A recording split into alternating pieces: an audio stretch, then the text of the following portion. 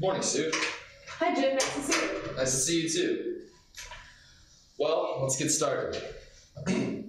Sue, your manufacturer's rep company is doing a great job selling our product, and we really appreciate your efforts. But we're having some trouble with the Nelson account that I have to talk to you about. Wow, the Nelson account? That's the biggest account I've brought to you so far. When I saw them last week, they were raving about our quality and service. What could be the problem? Well, the problem is we bid the job too low, and now we aren't making any money. So I'm going to have to ask you to cut your commission from 5% to 4% for us to recapture some of our losses. That's only 1%, and we really need it. Actually, that's a 20% cut, not just one. For example, on a $200,000 sale, my commission will drop from $10,000 to $8,000. Do you see how that's a 20% cut? I see your point, but we're so far underwater on this job that I'm really going to have to insist you take the commission cut. Jim, I understand your position on this, but would you mind if I took a few days to think about it and get back to you maybe 10 a.m. on Friday? Okay, but we're really firm on this. I don't see how a couple of days is going to make any difference. Thanks. I'll see you Friday.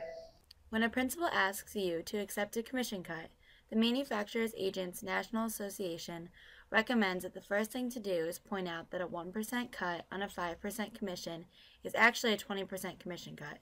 That doesn't sway your principal. MANA's most important rule is don't try to renegotiate on the spot. You were blindsided by the request, so ask for a few days to craft a response. And if you can't get your principal to back off on the commission cut, then ask for something else in return. Let's get back to the action and see how Sue responds a few days later.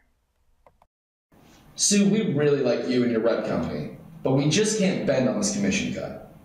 Jim, I worked really hard for that commission, and if I'm not going to be paid at the rate I earned, it only seems fair to me to ask you for some sort of compensation to make up for the commission that I'm losing. Well, what did you have in mind? Well, right now, my rep agreement with your company has a 60-day termination agreement and pays me commission on this order for 60 days after that. Could you give me a 120-day termination agreement and commission on this particular order for the life of the order, regardless of whether or not the agreement has been terminated?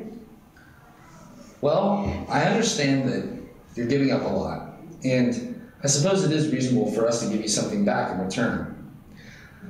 I could live with increasing your termination clause from 60 days to 90 days and give you commission on this order for 1 year post-termination. Thanks, Jim. I really appreciate you compensating me for my losses.